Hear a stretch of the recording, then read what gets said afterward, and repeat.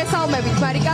Გვითხარით, 1 წლის თავზე რა არის თქვენი სათქმელი? ჩვენ ვიხილეთ ამ 1 წლის განმავლობაში რეპრესიების არნახული მასშტაბი და ტალღა და ეს გრძელდება მათ შორის ყოველდღე.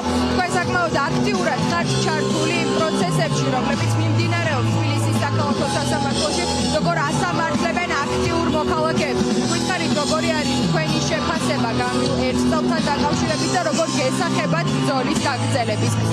დღეს ზუსტად 1 წელი შესრულდა მას შემდგომ, რაც ოცნების პრემიერმა კობახიძემ შეწყვიტა ევროინტეგრაცია და თავად შეაჩერა მოლაპარაკების პროცესი. ამ 1 წლის განმავლობაში მათ ანგარიშზეა 500-ზე მეტი ნაცემი და ნაწამები ადამიანი, 100-ზე მეტი სისხლის სამართლის წესით დაკავებული ადამიანი, 100-ით ადმინისტრაციული წესით დაკავებული ადამიანი, გაუარესებული კანონმდებლობა, კოლოსალური რაოდენობის ჯარიმები და კანონმდებლობა გაუარესებული როგორც ადამიანის უფლებების კუთხით, ასევე საარჩევნო მიმართულებით და ჩვენ უკვე ვხედავთ, რომ ემიგრანტებს საერთოდ ხმის მიცემის უფლებას აკარგინებენ.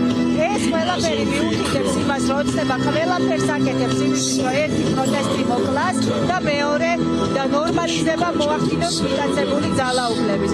მაგრამ ჩვენ ვხედავთ 1 წლიან უწყვეტ პროტესტს, ადამიანები არ ჩერდებიან და ეს არის იმის გარანტია, რომ ამ უწყვეტი პროტესტის, პოლიტპატიმრების და ყველაფერი მის ფონზე რაც ხდება, ეს ბრძოლა მივა გამარჯვებამდე, იმიტომ რომ ეს იწვევს შიდაწნებს, ეს იწვევს გარეცნებს, რომელიც გამოიხატება სანქციებში და ჩვენი გაუჩერებლობა, ჩვენი დაუღალაობა არის ის, რაც მიგვიყვანს გამარჯვებამდე. და ეს გამარჯვება აუცილებლად მოვა. უბრალოდ თალღონე უნდა მოვიკრიბოთ და უნდა გავძლოთ. მადლობა ძალიან დიდი მარიკა არევაძე, სუსმენდით.